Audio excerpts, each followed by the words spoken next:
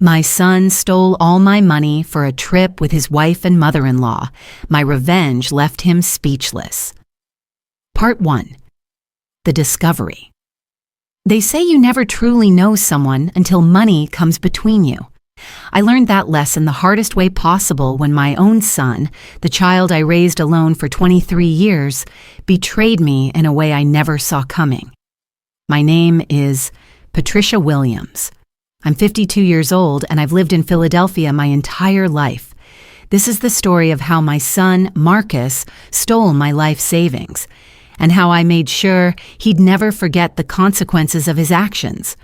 But before I tell you about the revenge that left him absolutely speechless, you need to understand how we got here. Let me take you back to 3 months ago when everything fell apart. It was a Tuesday morning in July. I remember because Tuesdays were my short days at the hospital where I worked as a registered nurse. I've been pulling double shifts for the past 6 months, saving every penny I could for something I'd been dreaming about for years, opening my own home care business. After 28 years of working for other people, watching administrators who'd never touched a patient make decisions about care, I was finally ready to bet on myself. The morning started like any other. I made my coffee, checked my phone, and noticed something odd. There was an alert from my bank about unusual activity on my savings account. My heart did a little skip, the way it does when something feels wrong before your brain catches up to explain why. I logged into my banking app with trembling fingers. What I saw made my blood run cold. My savings account, which had contained $47,000 just yesterday, now showed a balance of $3,247. I blinked, refreshed the app, checked again. The number didn't change. $43,753 had been transferred out of my account in a single transaction at 11:47 p.m. the previous night. While I was sleeping after a 14-hour shift, someone had drained nearly everything I'd spent years building. My first thought was identity theft. My second thought was to call the bank immediately. But then I saw the destination of the transfer, and my whole world tilted on its axis. The money had been sent to an account belonging to Marcus Anthony Williams, my son. I sat at my kitchen table for I don't know how long, staring at that screen. There had to be a mistake. Marcus wouldn't do this. He couldn't. I'd raised him better than that, hadn't I?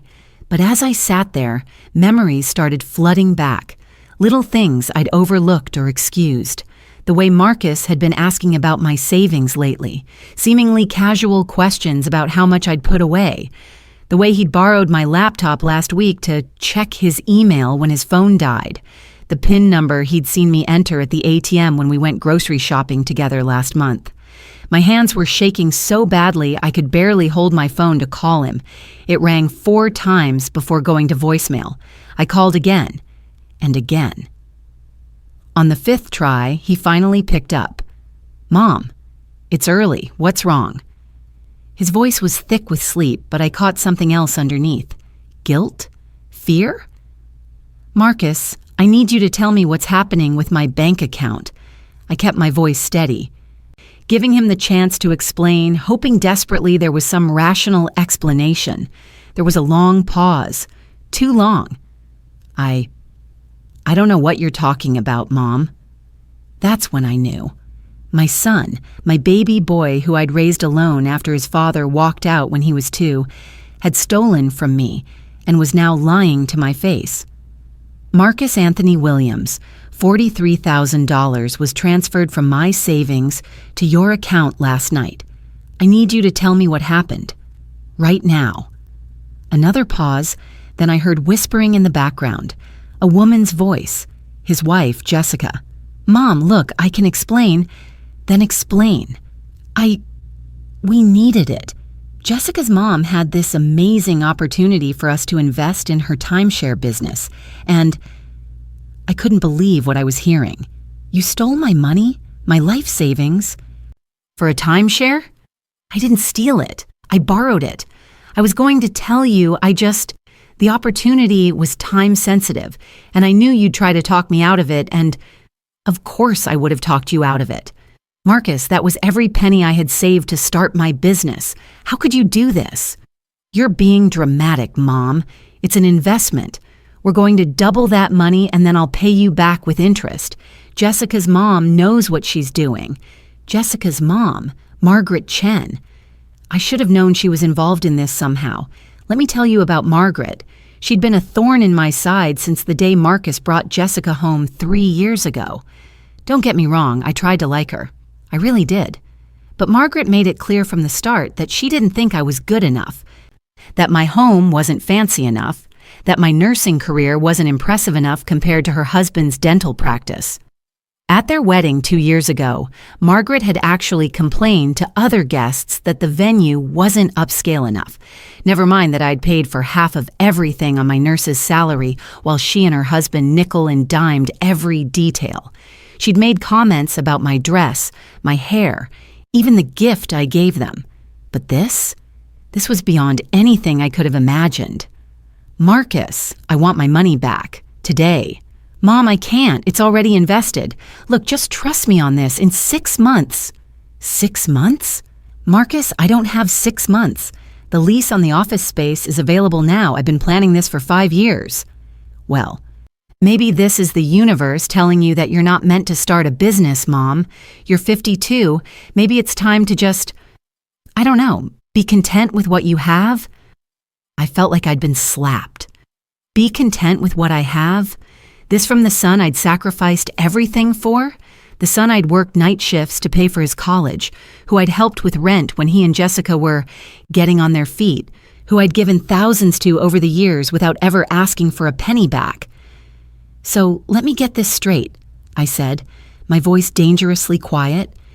You stole my money. You're refusing to return it, and now you're telling me to give up on my dreams. I didn't steal it.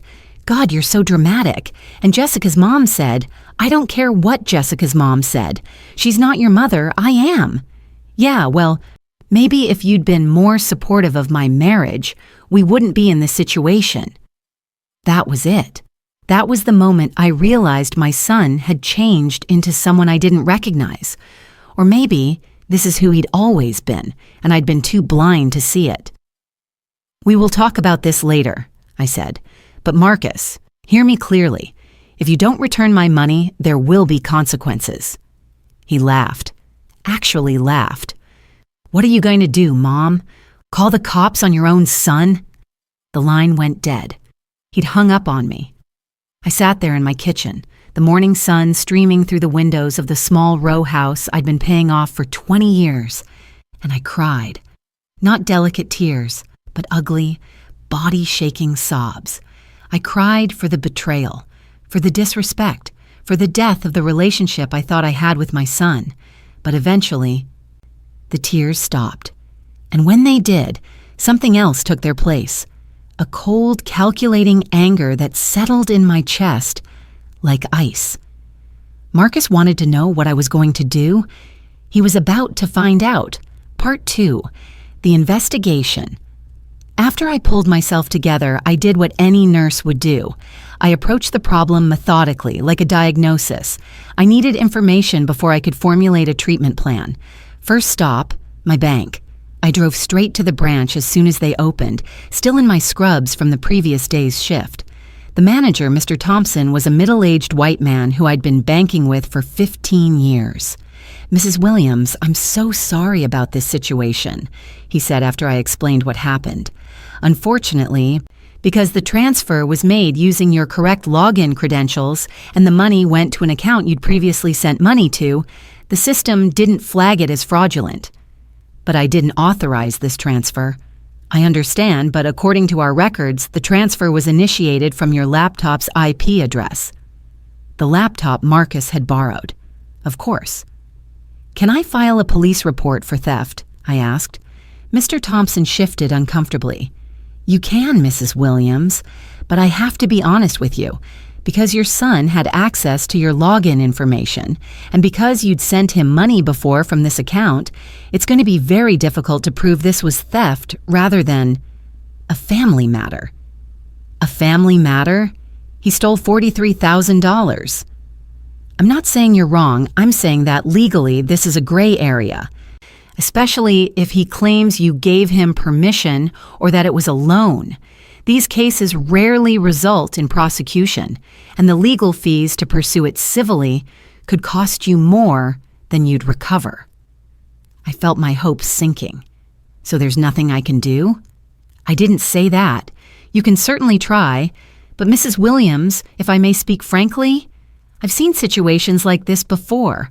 Family and money, it gets complicated.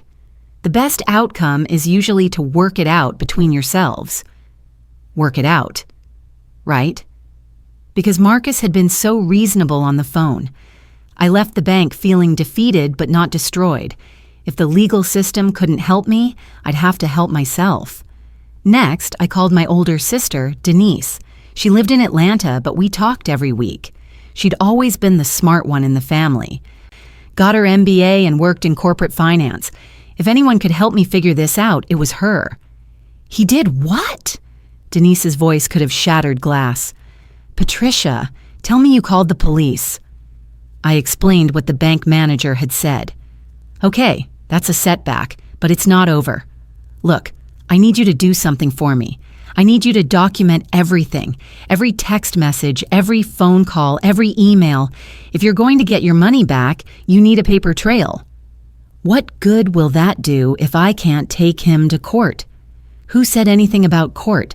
Sis, there's more than one way to skin a cat. Now tell me everything you know about this investment Marcus made. I told her what little I knew about Margaret's timeshare business. Denise snorted. Timeshares, of course. Patricia, those things are notorious scams. They're not investments, they're liabilities. You know what? Let me do some digging. I have a friend who works in real estate law. Meanwhile, you need to find out exactly what Marcus and his in-laws are planning. How am I supposed to do that? He's not talking to me. Then you get creative. You said his wife is involved?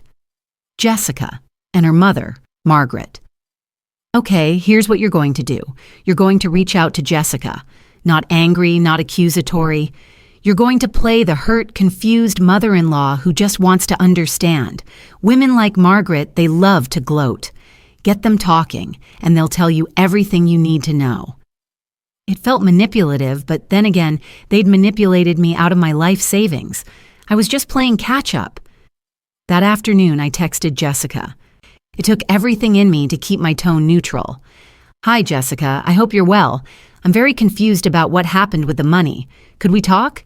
Maybe grab coffee? I just want to understand. She didn't respond for 3 hours. When she finally did, her message was cold. Patricia, Marcus explained everything to me. This is a good investment opportunity. You should be happy for us. We're trying to build a future. With my money, I typed back, then deleted it. Stay calm, I told myself. Stay strategic. I'm sure it is. I'd just love to hear more about it. Could we meet this week? Another long pause. Then, I'll talk to Marcus. That evening, Marcus called me. His tone was different now, less defensive, more condescending, like he was humoring a difficult child. Mom, Jessica said you want to talk. Look, I get that you're upset, but you need to understand something. This investment is going to set us up for life. Margaret has this whole system figured out. We're going to buy into her timeshare management company, and she's got clients lined up. We're talking about 6-figure annual returns. Marcus, those numbers sound too good to be true. That's what people said about Amazon and Apple, Mom. Some people have vision. Can I at least see the business plan? The documentation? He hesitated. It's pretty technical. You probably wouldn't understand it. That stung, but I kept my voice even. Try me. I've been managing hospital department budgets for 10 years. Another pause. I'll send you something. But Mom, you need to accept that this money is invested now. It's not just sitting in some account where I can transfer it back. Where exactly is it? It's in the business. We used it for the initial buy-in, and Margaret's using part of it to take us on a trip to see the properties. We're leaving Friday. There it was. The trip mentioned in the title of my story. They were using my money to go on vacation while I figured out how to pay my bills. A trip. Where? Hawaii. Margaret's company has timeshares there. We need to see the properties to understand the investment. That sounds like a vacation, Marcus. It's a business trip, Mom. God, why do you have to be so negative about everything?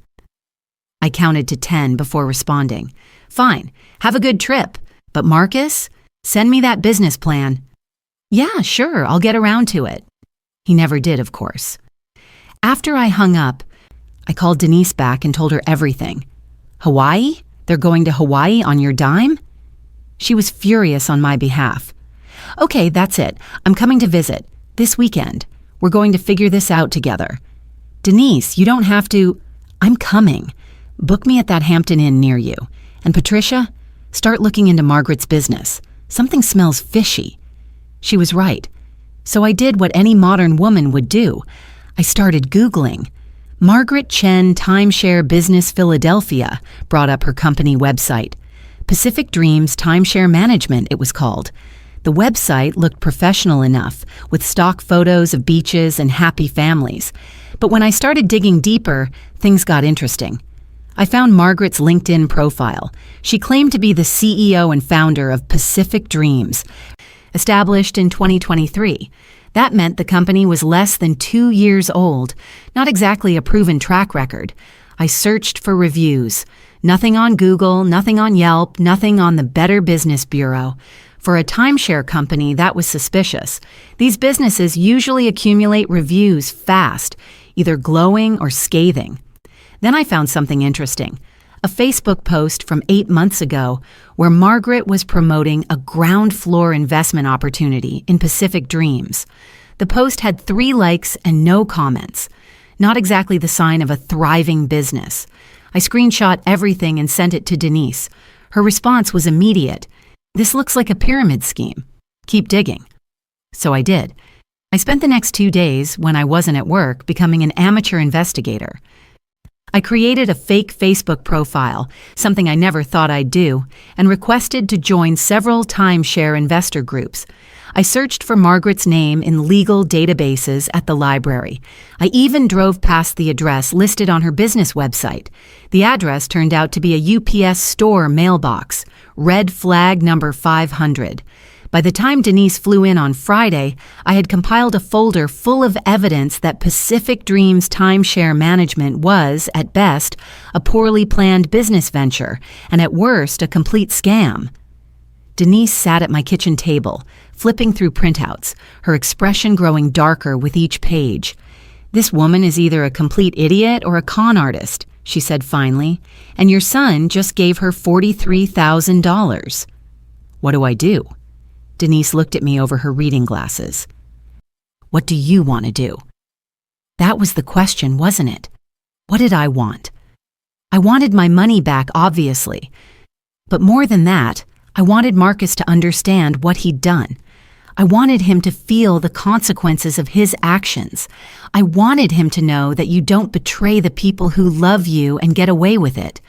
I want revenge, I said quietly. Denise smiled. It wasn't a nice smile. Then let's give you revenge. Part 3.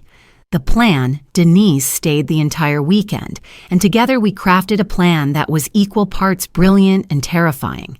She had to fly back to Atlanta on Sunday night, but before she left, she gave me a pep talk. Remember, Patricia, revenge isn't about being cruel. It's about justice. It's about teaching a lesson. And sometimes, people need to learn things the hard way.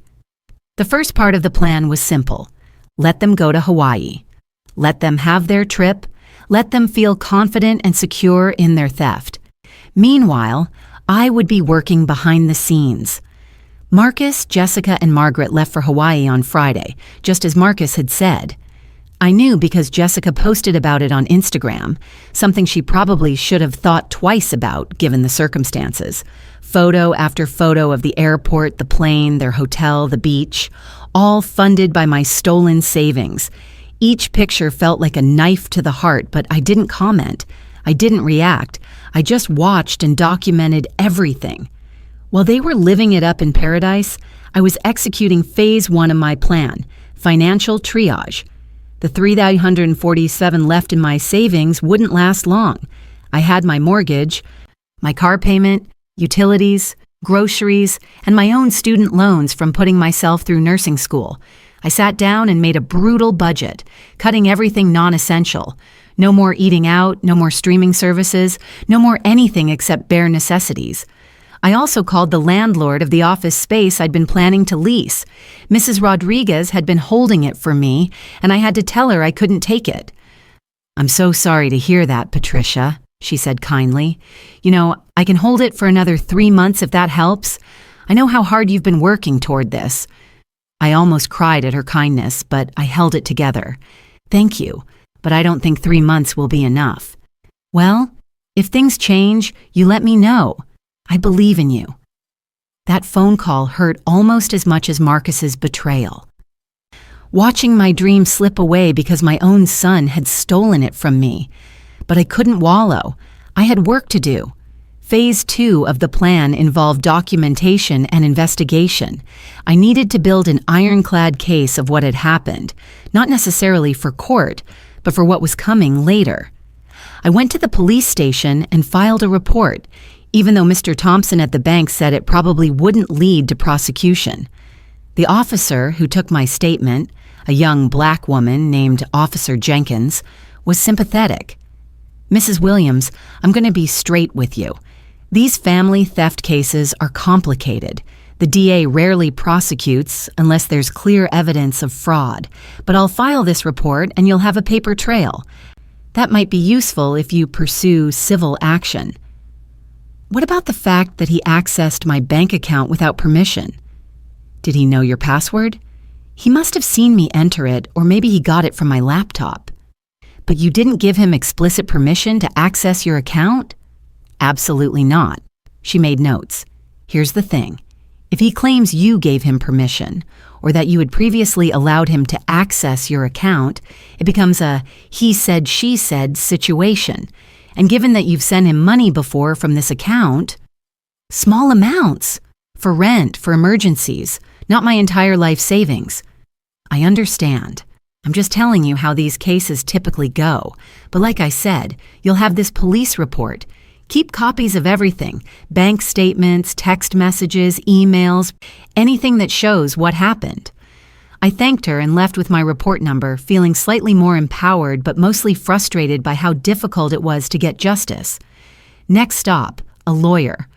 I used some of my emergency fund to pay for a consultation with an attorney Denise had recommended, a sharp woman named Yolanda Martinez who specialized in family law. Ms. Martinez reviewed my documentation and gave me a similar assessment to what I'd already heard. "Mrs. Williams, you have a few options. You can pursue criminal charges, but as you've already been told, that's an uphill battle. You can file a civil suit for the return of the money, but that will be expensive and time-consuming. Or," she paused, looking at me carefully, "you can try to resolve this within the family. He's refusing to return the money. Then you might need to apply pressure. Do you have any leverage?" Leverage. That was an interesting question. What leverage did I have over my own son? I thought about it as I drove home. Marcus and Jessica lived in a nice apartment in a trendy part of the city, the kind of place that costs way more than a junior accountant and a social media manager should be able to afford. I'd always wondered how they managed it, but now I was starting to suspect I knew the answer. I'd helped them. A lot.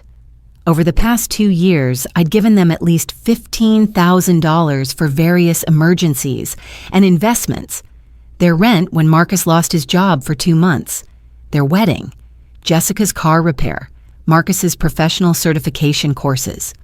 I'd kept a running total in my head, the way mothers do, not because I expected repayment, but because I wanted to know I was helping my son build a life. Now I wondered if any of those emergencies were even real, or if I'd been an ATM for years. But more importantly, I started thinking about what would happen if that ATM suddenly closed. What would happen if I wasn't there to bail them out anymore? What if, the next time they had an emergency, I wasn't available? I started making calls. I called Marcus's landlord, posing as a reference check for a job application. I found out their lease was up in 2 months, and the rent was going up. I called the parking garage where Jessica kept her car and learned she was behind on payments.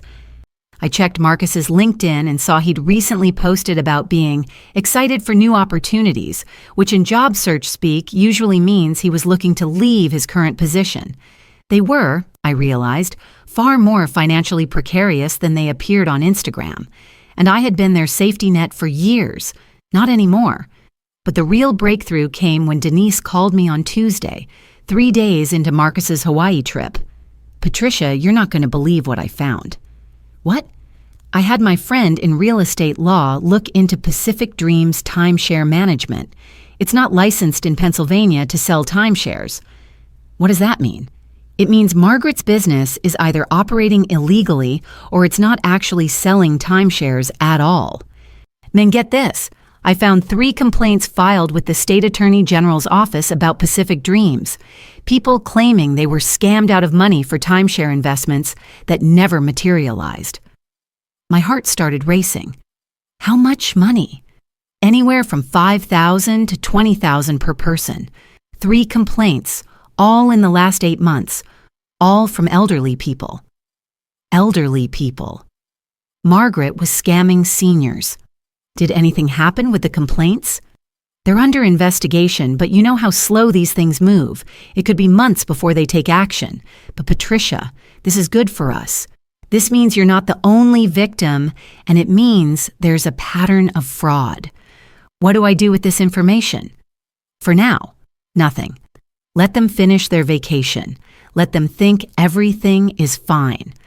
But start thinking about how you want to use this, because this is your leverage. That night, I lay awake thinking about everything I'd learned. My son had stolen my money and given it to a con artist. He was probably going to lose every penny, which meant I'd never see that money again unless I did something drastic. The old Patricia would have been devastated, would have cried and begged and tried to maintain the relationship at all costs, even if it meant sacrificing her own well-being. But something had changed in me. Maybe it was the betrayal, or maybe it was finally reaching my breaking point after years of putting everyone else first. Whatever it was, I felt different, harder, more willing to do what was necessary. If Marcus wanted to play games with my money, I was going to teach him that every game has consequences. Part 4. The Return. Marcus, Jessica, and Margaret returned from Hawaii on a Wednesday afternoon. I know because Jessica posted one last Instagram story from the airport, all of them looking tanned and relaxed, with a caption that read, "Best business trip ever. Can't wait to tell you all about our amazing investment." Boss babes. Timeshare life. Living the dream. I stared at that post for a long time. My money had paid for their tans, their relaxation, their dream life. Meanwhile, I'd eaten ramen noodles for dinner 4 nights in a row to save money on groceries. But I didn't comment. I didn't react. I waited. Marcus didn't call me when he got back. Neither did Jessica. They were avoiding me, which was fine. I was avoiding them too, for now. Instead, I spent that evening preparing. I printed out every piece of evidence I'd gathered. Bank statements, screenshots of text messages, the police report, the information about Pacific Dreams complaints, everything. I organized it all in a folder, color-coded and labeled. Denise would have been proud. On Thursday, I sent Marcus a text message. "We need to talk face-to-face this weekend. Your choice where and when, but this conversation is happening." He didn't respond for 6 hours. Finally, at 9 p.m. "Fine, Saturday, 2 p.m. at our apartment." Perfect. Their territory, where they'd feel comfortable and confident. Exactly what I wanted. I spent Friday preparing what I wanted to say. I practiced in front of my bathroom mirror, timing myself, refining my points. I was going to stay calm, stay factual, and drop my bombshells at precisely the right moments. Saturday morning, I went to the bank and had Mr. Thompson print out a complete transaction history for my accounts going back 3 years. Every dollar I'd given Marcus was now documented. It came to $17,000 in direct transfers, plus thousands more in cash for various reasons over the years. At 1:45 p.m., I pulled up to Marcus and Jessica's apartment building. It was one of those converted warehouses in the hip part of town, all exposed brick and industrial chic. Their rent was probably more than my mortgage. I checked my reflection in the car mirror. I dressed carefully. Business casual, my good blazer, my hair styled nicely. I wanted to look put together, professional, not like the desperate, betrayed mother they probably expected. I carried my folder of evidence like armor. Marcus buzzed me up, and when I entered their apartment, I found all three of them waiting: Marcus, Jessica, and Margaret. They sat on the trendy sectional sofa in their open-concept living room, a united front against me. Margaret wore white linen pants and a silk blouse, her makeup perfect, her black hair styled in an elegant bob. She looked like money, old and new. Jessica was in athleisure wear, looking nervous. Marcus wore jeans and a t-shirt, his arms crossed defensively. "Hi, Mom," Marcus said flatly. No hug, no greeting. Just those two words. Marcus, Jessica, Margaret. I nodded at each of them, then took a seat in the armchair across from them. I set my folder on the coffee table between us. "So," Margaret said, taking control of the conversation immediately, "Marcus told me you've been upset about the investment. I wanted to be here to help clear things up." "That's kind of you," I said evenly, "but I'm actually here to talk to my son, not to you." Her smile tightened. "Well, since the investment is with my company, I thought I could help explain." "Let me be clear," I interrupted, keeping my voice pleasant but firm. "I'm not interested in your company, Margaret. I'm here because my son stole $43,000 from me." "He didn't steal it," Jessica burst out. "He invested it." "God, why are you being so dramatic?" I turned to look at her. "Jessica, did your mother ask you to invest in her company?" "She gave us an opportunity." "Did she ask you to put in any money, your own money?" Jessica's face flushed. "We're putting in sweat equity. We're going to be managing some of the properties and so no. She didn't ask you for money, just me." "You're twisting this," Margaret said sharply. "Marcus saw a business opportunity and made a mature, adult decision." "Marcus stole money from my bank account without my permission," I said, opening my folder and pulling out the first document. "Here's the police report I filed. Would you like to see it?" The room went silent. Marcus's face went pale. "You filed a police report?" he whispered. "On me?" "You stole from me," I said simply. "Did you think there wouldn't be consequences? I told you I was going to pay you back." "When? And with what money?" "Because I've done some research into Pacific Dreams, and I have some questions." I pulled out the next set of documents.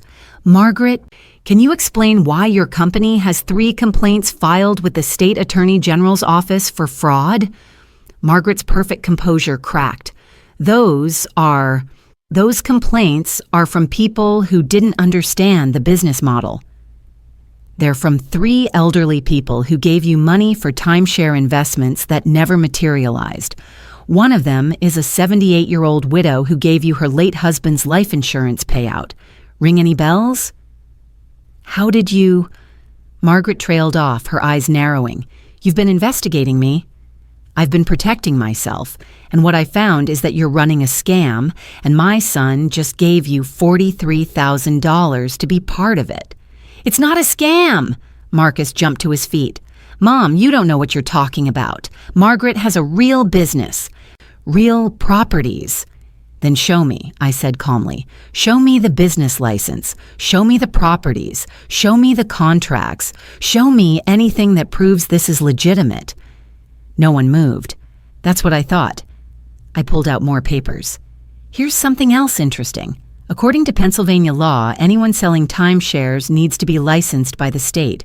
Margaret, where's your license?" "We're in the process of getting licensed," Margaret said stiffly. "The paperwork takes time." "You've been operating for almost 2 years without a license. That's illegal, Margaret. You're selling illegal timeshare investments, which means everyone who gave you money, including Marcus, can file criminal complaints against you for fraud." The color had drained from Margaret's face completely now. Jessica looked like she might cry. "You know what else I found?" I continued. "On a roll now. Pacific Dream's business address is a UPS store mailbox. Your website is full of stock photos. You have no legitimate reviews anywhere. And according to the Better Business Bureau, you're not even registered as a business in Pennsylvania." "Stop it," Marcus said quietly. "Just stop it, Mom." "Why? Because you don't want to hear the truth? Because you don't want to face that you stole your mother's life savings and gave it to a con artist?" "She's not a con artist. You're just jealous because Jessica and I are building something, and you're stuck in your little house with your little job." That was the moment I lost my composure. Just for a second, but long enough for my voice to shake with rage. My little job paid for your college. My little job kept a roof over your head when your father abandoned us. My little job paid for your wedding, your car, your certifications, your rent when you lost your job. My little job is the only reason you've been able to live this lifestyle you're so proud of. I stood up, and all three of them leaned back slightly. And you repaid me by stealing from me. Not borrowing, stealing. You took money from my account without permission, lied to me about it, and now you're defending the woman you gave it to instead of your own mother. Marcus looked stunned, like he'd never considered it from that angle. "Good. Here's what's going to happen," I said, my voice steady again. "You have two choices, Marcus. Either you return my money within 30 days or I'm taking this entire folder to the state attorney general's office, the district attorney, and every news outlet in Philadelphia. I'll make sure everyone knows about Pacific Dreams and its illegal operation. I'll make sure Margaret's face is on every news channel as the woman who scammed seniors and convinced my son to steal from his own mother." "You wouldn't," Margaret breathed. "Try me." I looked at her dead in the eyes. "You're a con artist who preys on people's trust. You saw Marcus as an easy mark, someone who could access money that wasn't his. Well, congratulations. You got my money. But now you're going to give it back, or I'm going to make sure you never scam anyone again." "We don't have $43,000, Jessica said, her voice small. "Then you need to figure out where it went, because that money is mine, and I want it back." "It's invested," Margaret said weakly. "In the business. It's not liquid." I pulled out another document. "This is a bank statement I had Mr. Thompson at my bank pull using legal channels. It shows that the $43,000 that was transferred from my account to Marcus's account sat there for exactly 2 days before being transferred to 3 different accounts. One of them was yours, Margaret. $20,000 went directly to your personal account, not a business account. Want to explain that?" She couldn't. Her mouth opened and closed like a fish. The other accounts were for the Hawaii trip and something called Paradise Luxury Vacation Rentals, not Pacific Dreams. Different companies entirely, so either you're running multiple scams or you just use my money to pay for a vacation and some other personal expenses. "This is insane," Jessica said, standing up. "You're attacking us. You're attacking my mother. Your mother is a criminal and my son is her accomplice." I gathered my papers back into the folder. 30 days. Get me my money back or I go public with all of this. Your choice. I walked toward the door, then paused and turned back. "Oh, and Marcus, don't bother calling me for money anymore. Ever. For anything. You want to be an adult who makes adult decisions? Fine. But adults don't get to steal from their mothers and then come crawling back when they need help. The Bank of Patricia is permanently closed."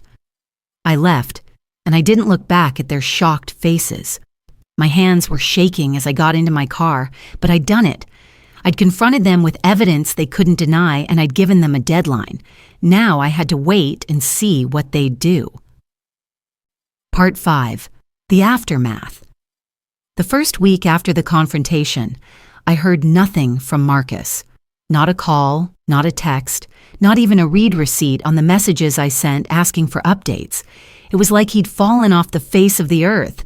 But I knew he hadn't because Jessica was still posting on Instagram. Her posts had changed, though. No more Tom boss babe content or photos of their luxurious lifestyle. Instead, she was posting inspirational quotes about cutting toxic people out of your life and choosing your mental health.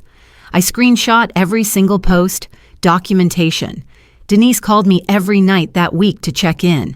"How are you holding up?" she asked on Tuesday. "I'm okay. Angry, but okay." That's allowed. What you're doing takes courage, Patricia. A lot of mothers would have just swallowed this and tried to keep the peace. I'm done keeping peace at my own expense. Good, you stick to that. Now, have you heard anything? Nothing. Radio silence. That's interesting. Usually when people are confronted like this, they either fight back immediately or they scramble to fix it. Silence means they're probably trying to figure out their options. Or they're hoping I'll back down. Will you? I thought about my empty savings account, my canceled business plans, the ramen noodles I'd eaten for dinner again that night. No, I won't. That's my sister. On Thursday, 9 days after the confrontation, I got a text from Jessica. Not Marcus, but Jessica. "Patricia, we need to talk. Can you come over tomorrow?" I stared at the message. Why would Jessica be reaching out instead of Marcus? I called Denise. "It's a trap," she said immediately. "What kind of trap?"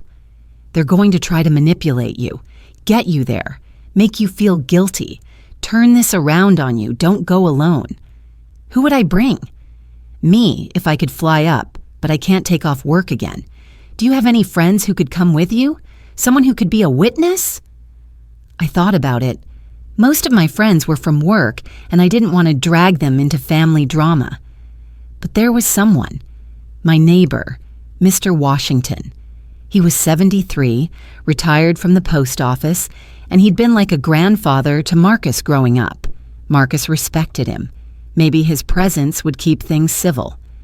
I knocked on Mr. Washington's door that evening and explained the situation. His expression grew darker as I talked. "That boy did what?" he said when I finished. "Patricia, I'm so sorry. I thought I raised him better than that." "You helped raise him well, Mr. Washington. This isn't on you." "Still, yes, I'll come with you tomorrow. Somebody needs to talk some sense into that young man." So on Friday afternoon, Mr. Washington and I drove to Marcus's apartment together. He brought his cane, even though he didn't really need it anymore, and I suspected it was partially for intimidation. Mr. Washington had a way of being quietly authoritative that made people listen. This time, when we got to the apartment, it was just Jessica who answered. She looked tired, like she hadn't been sleeping well. Good. "Hi, Patricia.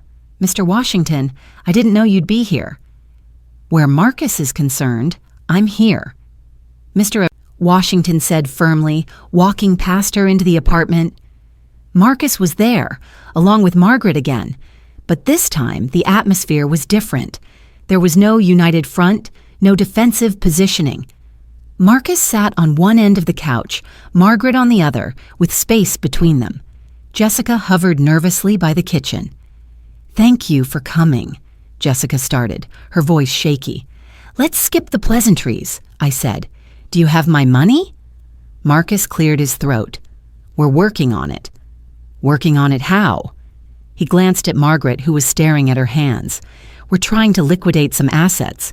"What assets? I thought the money was invested." Another exchange of glances. Something had changed between them. I could feel it. "Mom, can we talk alone?" Marcus asked quietly. "No," Mr. Washington said before I could respond. "You lost the right to private conversations when you stole from your mother. Anything you have to say, you can say in front of witnesses." Marcus flinched at the word stole. "Fine." He took a deep breath. "We don't have the money, not all of it." "How much do you have?" "About 15,000. We can get that to you next week." 15,000 out of 43,000. "Where's the rest?" Silence. Then Jessica started crying, which seemed to unlock something in Marcus. "Margaret spent it," he said flatly. "The Hawaii trip was more expensive than she told us, and she used some of it to pay off debts from her business, and some of it went to her personal expenses." I looked at Margaret, who still hadn't raised her head. Is this true?" She nodded slightly. "So, you're telling me that you scammed my son the same way you scammed those 3 elderly people?" "I didn't scam anyone," she said, but her voice was weak. "I was building a business, and businesses need capital. You used my stolen money to pay your personal debts. It was an investment. It was theft," I exploded. "You convinced my son to steal from me, and then you stole from him. What kind of person does that?" "Don't yell at my mother," Jessica said, but even her defense sounded half-hearted. "Your mother is a con artist, Jessica. Wake up." Mr. Washington tapped his cane on the floor, and everyone looked at him. "Here's what I'm hearing.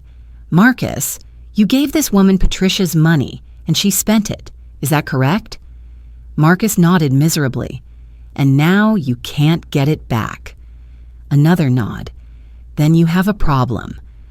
A big problem, because you owe your mother $43,000 and you've only got 15. Where's the other 28,000 going to come from?" "We're figuring it out," Marcus said.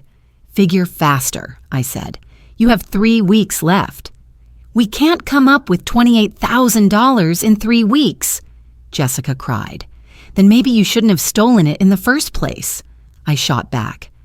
Margaret finally spoke up, her voice bitter. "This is all your fault, Patricia. If you'd just been supportive of Marcus's investment opportunity, if you'd just trusted us—" Mr. Washington's cane hit the floor so hard it made everyone jump. "Ma'am, don't you dare try to turn this around. You manipulated this young man into stealing from his mother. You took advantage of his trust and his marriage. And now you're sitting here trying to blame the victim? You ought to be ashamed of yourself." Margaret's face flushed red. "I don't have to listen to this." She stood up. "Jessica, we're leaving." "Sit down, Margaret," I said coldly, "because here's what's going to happen. Marcus can give me the $15,000 next week, and I'll give him an additional 30 days to come up with the rest. But you're going to shut down Pacific Dreams immediately, return money to anyone else you've scammed, and stay far away from my son." "You can't tell me what to do." "Yes, I can. Because if you don't, I'm filing criminal complaints not just with the state attorney general, but with the FBI. What you're running is mail fraud, wire fraud, and elder abuse. That's federal. You'll go to federal prison, Margaret." "Is your little scam worth that?" The color drained from her face again. She looked at Jessica, who was crying harder now, then at Marcus, who wouldn't meet her eyes. "You're bluffing," she said, but she didn't sound convinced. I pulled out my phone and showed her a screenshot.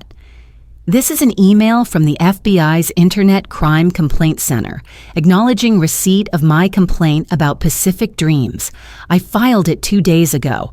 The only reason it hasn't moved forward is because I marked it as attempting to resolve privately.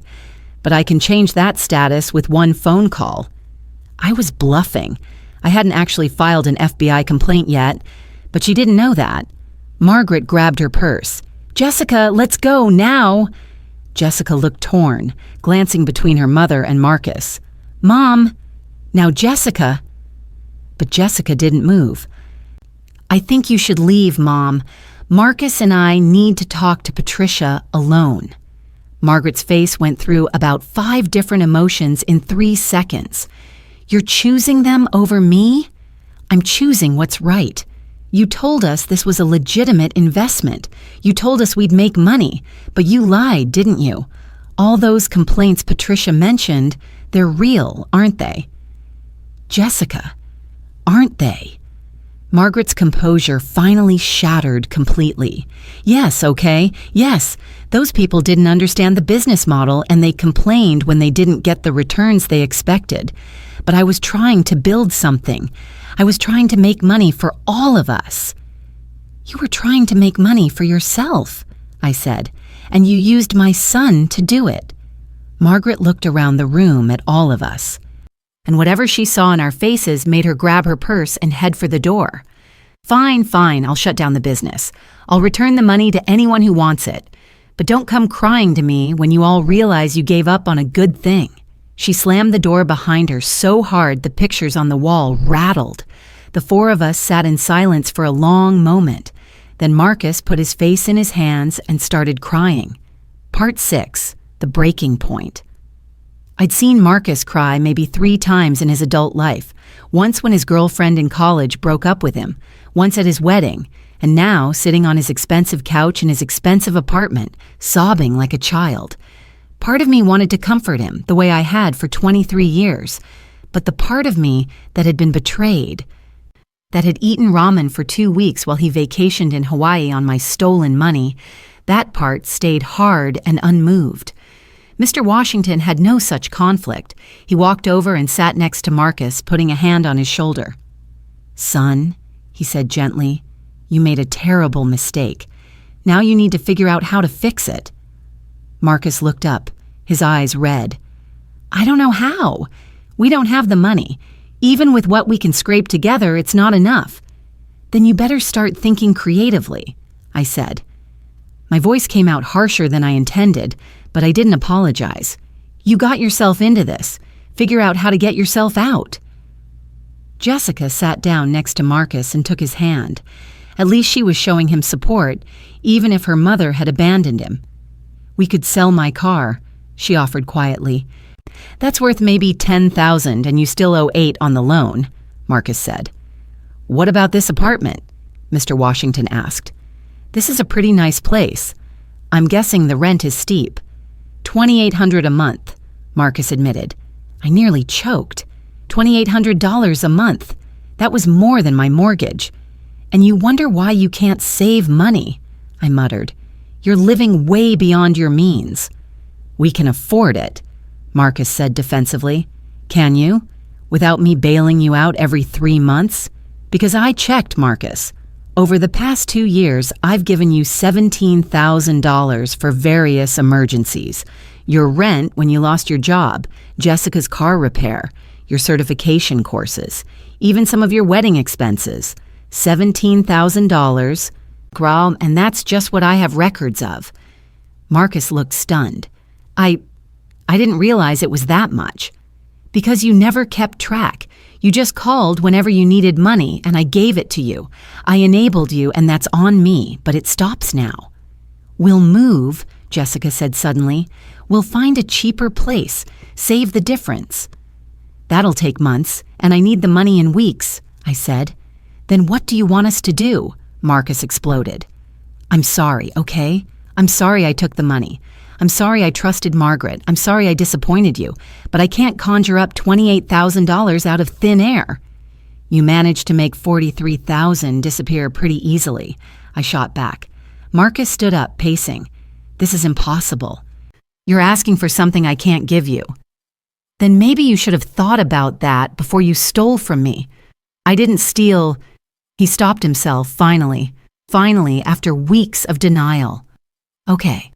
Okay, I stole from you. Is that what you want to hear? I stole from my own mother. I'm a terrible person.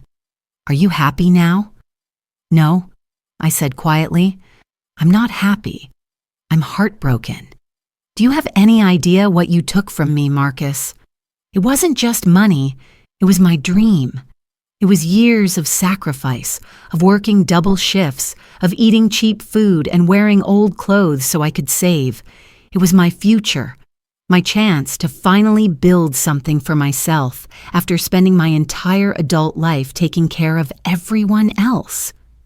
My voice cracked, and I hated that I was showing emotion, but it was too late now. "I raised you alone after your father left. I worked nights so I could be at your school events during the day. I went without so you could have, and you repaid me by stealing my savings and defending the woman who told you to do it. You destroyed me, Marcus, and I don't know if I can forgive that." The room was silent except for my ragged breathing. Jessica was crying quietly. Mr. Washington looked sad, and Marcus looked like he'd finally understood what he'd done. "I'll fix it," he whispered. "I don't know how, but I'll fix it."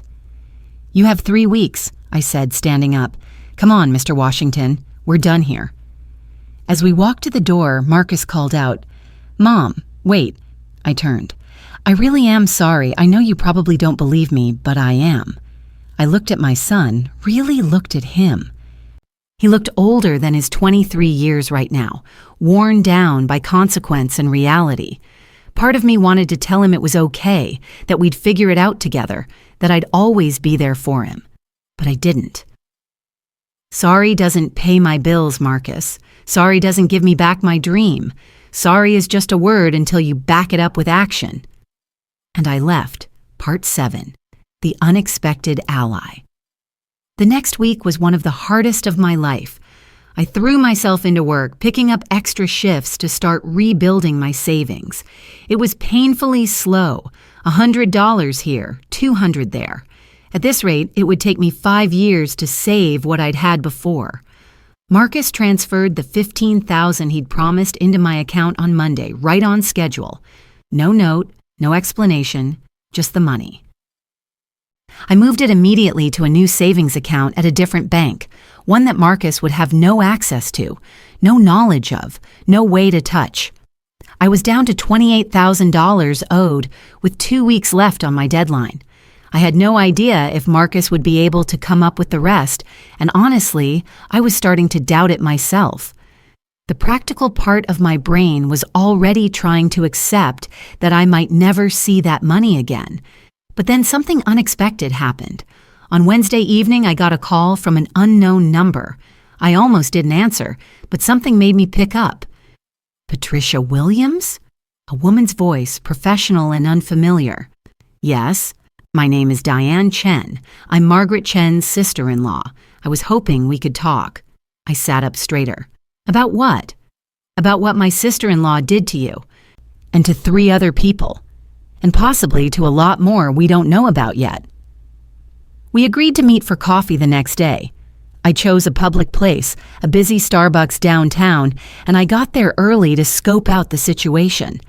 I was learning to be cautious. Diane arrived exactly on time. She was in her 40s, professionally dressed, with an air of competence about her. We got our coffees and sat in a corner booth. "Thank you for meeting with me," she started. "I know this is awkward. Margaret is married to my husband's brother, so we're family. But family doesn't mean covering up criminal behavior." "Does she know you're talking to me?" "God, no. She'd never speak to me again. But honestly, I'm okay with that at this point." Diane pulled out a tablet and opened a file. "I work in forensic accounting. My firm investigates financial fraud.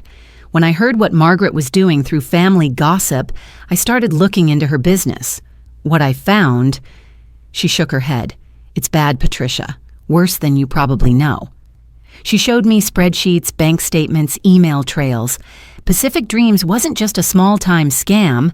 Margaret had been running variations of this con for almost 3 years, using different business names. She'd taken money from at least 15 people, totaling over $200,000. The elderly complaints I'd found were just the tip of the iceberg. "Most of the victims never reported it," Diane explained.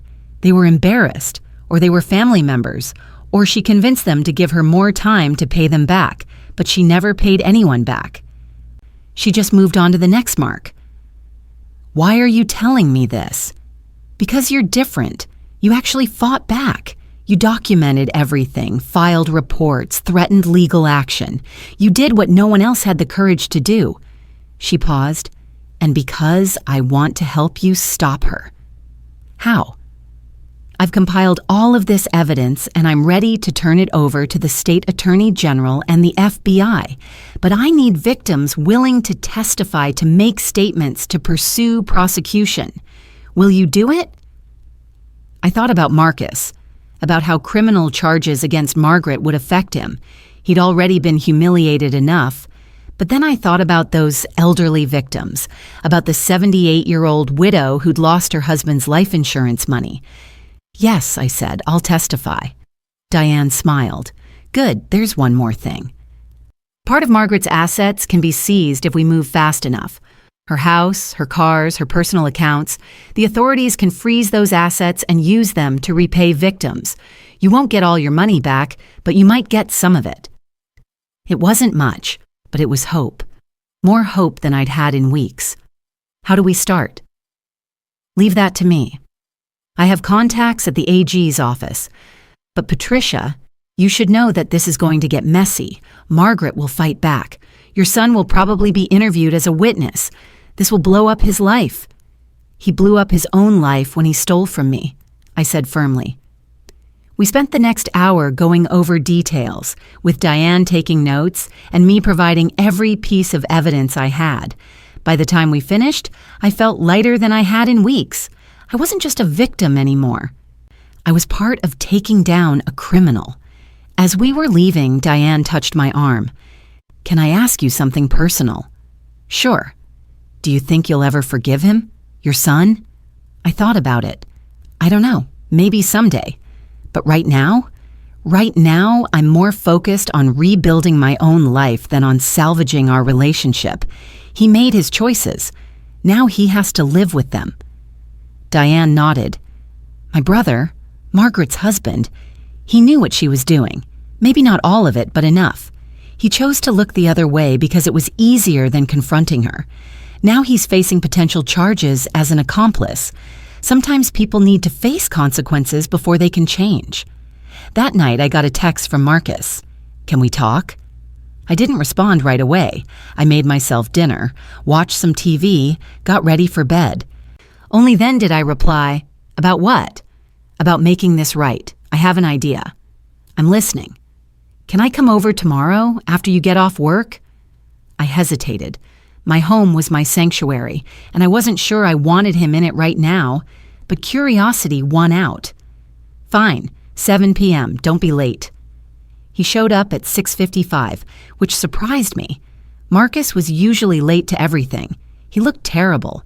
His eyes were red-rimmed, his clothes were wrinkled, and he'd lost weight. Jessica wasn't with him.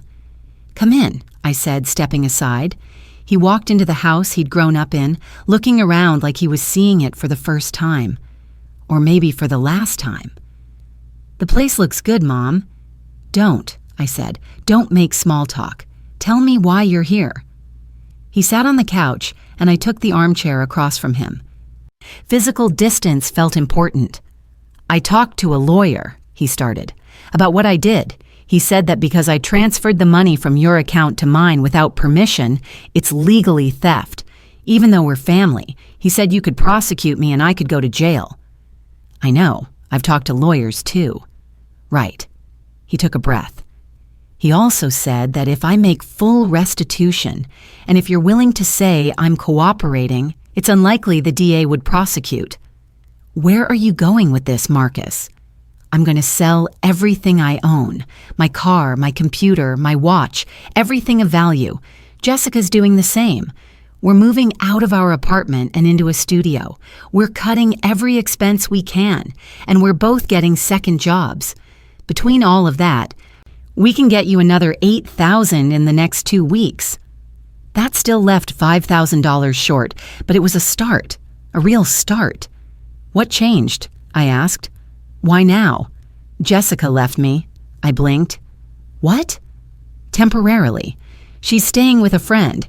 She said she can't be with someone who steals from his own mother and then makes excuses for it. She said I need to fix what I broke, and until I do, she doesn't want to be married to me." Good for Jessica, I thought, but didn't say. "She's right," Marcus continued, his voice breaking. "I was so caught up in impressing her, in impressing Margaret, in proving I could be successful. I lost sight of everything that matters. I lost sight of you, of what you sacrificed for me, of who I'm supposed to be." He was crying again, and this time I felt a crack in my armor. Not enough to forgive him, but enough to feel sad for him. "Marcus, I appreciate you trying to make this right. I really do, but it doesn't change what happened. It doesn't give me back the time I lost or the opportunity I missed." "I know. But Mom, I'm going to spend the rest of my life making this up to you, I promise." "Don't make promises you can't keep." "I'm not. I mean it. Every penny I owe you, I'm going to repay. And even after that, I'm going to prove to you that I'm not the person who did this, that I can be better." I wanted to believe him. God, I wanted to believe him so badly. "We'll see," I said finally. "Show me through your actions, not your words." "I will." He stood up to leave, then turned back. "Mom, I love you. I know I have a terrible way of showing it lately, but I do." After he left, I sat in the growing darkness of my living room and let myself feel something I'd been suppressing for weeks. Hope. Maybe, just maybe, something good could come from this disaster. Part 8. The Reckoning. 2 weeks later, everything came to a head in ways I never could have predicted. First, Marcus made good on his promise. He sold his car and started taking the bus to work. He sold his gaming system, his expensive watch, his laptop, keeping only a cheap Chromebook for work, and a bunch of other electronics I didn't even know he had. Jessica, despite leaving him, also contributed by selling her designer handbags and jewelry. Together, they scraped up another $9,000, which Marcus transferred to my account with a simple note: "Getting there. Won't stop until you're whole again." That brought my recovered total to $24,000 out of $43,000. I was still $19,000 short, but the fact that Marcus was actually following through meant something. Second, Diane Chen's investigation paid off spectacularly. The State Attorney General's office, armed with Diane's evidence and statements from me and 2 other victims who finally agreed to come forward, filed criminal charges against Margaret Chen for fraud, elder abuse, and operating an illegal business. The FBI also opened an investigation into wire fraud. The news hit the papers 3 days before my original 30-day deadline would have expired. I'll never forget seeing Margaret's mugshot in the Philadelphia Inquirer, with the headline, "Local Woman Charged in Timeshare Scam." Marcus called me that morning, his voice shaky. "Did you see?" I saw. Did you do this?" I did what I said I would do. I protected myself and other victims from a criminal. "Mom, they're saying she could go to prison for 10 years. Good." There was a long silence. "You really hate her, don't you?" "No, Marcus. I don't hate her. I just refuse to let her get away with hurting people. There's a difference." What I didn't tell Marcus was that the authorities had already frozen Margaret's assets. Her house, her bank accounts, even her cars were now under court control. Diane estimated that victims might recover 30 to 40 cents on the dollar once everything was liquidated. For me, that could mean another $15,000 to $17,000. Not everything, but closer to whole. Third, and most unexpectedly, my story got out. One of the reporters covering Margaret's case somehow connected the dots to Marcus and reached out to me for an interview. I declined at first, wanting to protect what little remained of my relationship with my son.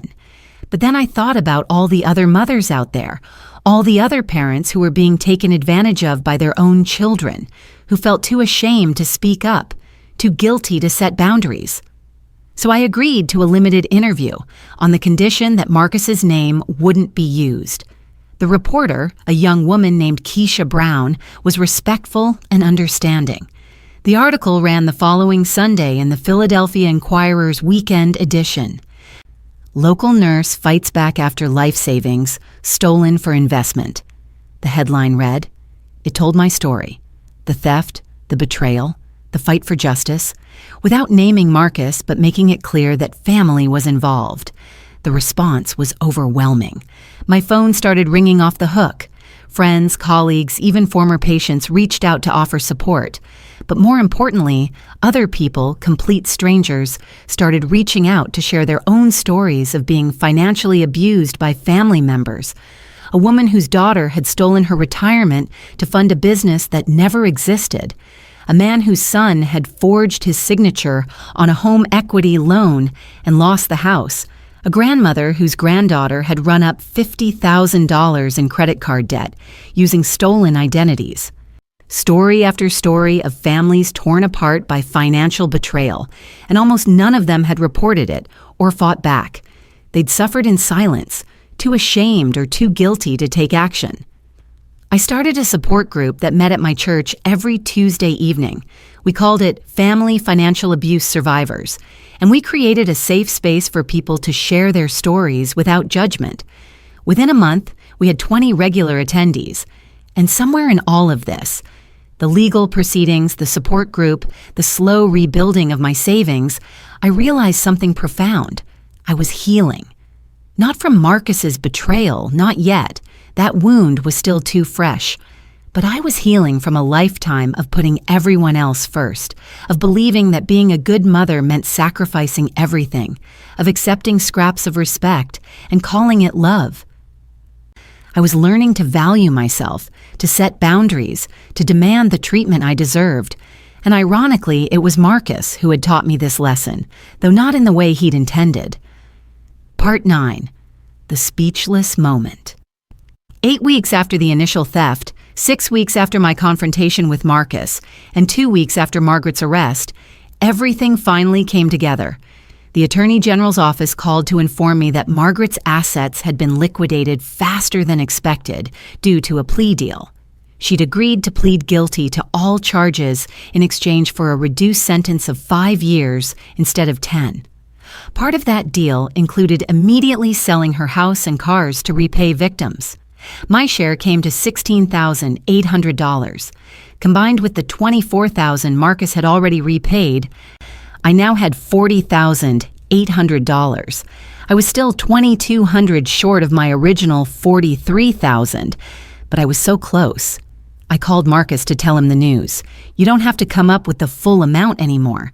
You're only $5,000 short now, and with the additional restitution from Margaret, I'm only $2,200 short overall. Mom, I'm going to get you that last $2,200, he said immediately. Jessica and I have been saving every penny. We should have it in 2 more weeks. Marcus, no, Mom, please let me do this. Let me finish what I started. Something in his voice made me agree. Okay, 2 weeks. True to his word, exactly 14 days later, Marcus showed up at my door. It was a Saturday afternoon, and I was gardening in my front yard when he pulled up in Jessica's car. He got out, and I noticed Jessica was with him. They were holding hands. Hi, Mrs. Williams, Jessica said nervously. It was the first time I'd seen her since the confrontation. Jessica, can we come in? Marcus asked. I nodded, putting down my gardening gloves and leading them inside. We sat in my living room, the same configuration as our last meeting, them on the couch, me in the armchair. Marcus pulled out his phone and opened his banking app. I'm transferring the last $2,200 right now. He showed me the screen, then hit confirm. My phone buzzed with the notification. I checked it. Sure enough, the transfer was there. $43,000, every penny fully restored. I looked up at Marcus and he was crying. Again, but this time, they were different tears. It's done, he whispered. I paid you back. All of it. You did, I acknowledged. And I wanted you to know that I understand. I understand what I took from you. Not just the money, but your trust, your dream, your sense of security. I understand that I can't just apologize and have everything go back to normal. Then what do you want, Marcus? He looked at Jessica, who squeezed his hand, then back at me. I want to help you start your business. I blinked. What? Your home care business, the one you were going to start. Jessica and I have been talking and we want to help. We can't give you money. We're broke after paying you back, but we can give you our time. Jessica has social media marketing experience. I can help with bookkeeping and finances. We can help you get your business off the ground if you'll let us. I was speechless, literally speechless. I opened my mouth, but no words came out. Marcus continued, his words tumbling over each other in his rush to get them out. We've already been doing research. I talked to Mr. Washington, and he connected us with some people who run small businesses. We've been learning about business licenses and insurance and marketing. We've created a preliminary business plan, and Jessica designed a logo and some marketing materials. We wanted to show you we're serious about making this right. He pulled out a folder, eerily similar to the one I'd brought to our confrontation, and handed it to me. Inside was a complete business plan for Patricia's Home Care Services.